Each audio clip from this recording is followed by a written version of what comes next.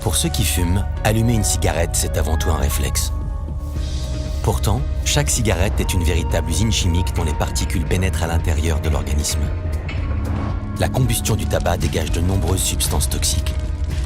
La fumée du tabac contient 70 cancérigènes connus comme le benzène, l'arsenic, les goudrons, les amines aromatiques. Avec une telle composition, le tabac est ainsi de loin le premier facteur de risque de développer un cancer.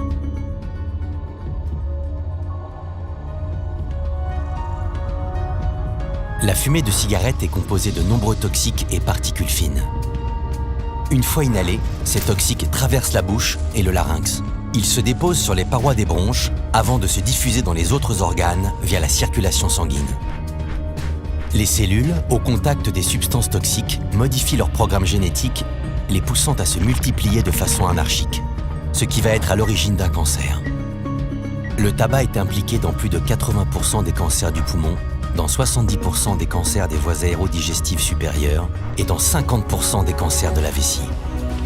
Il est ainsi impliqué dans le développement de 17 types de cancers.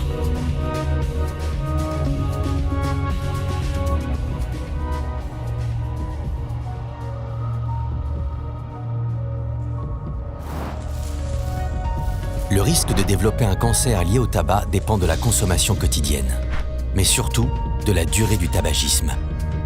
Plus on fume longtemps, même peu, plus les risques augmentent. Mais le meilleur moyen de se protéger est de ne jamais commencer à fumer. À tout âge, l'arrêt du tabac entraîne un bénéfice significatif. Plusieurs solutions permettent d'arrêter de fumer. Les traitements médicamenteux, qui soulagent les symptômes de sevrage, ou encore la cigarette électronique. Sans tabac, sans fumée et sans combustion, elle doit être utilisée dans la perspective de l'arrêt définitif du tabac.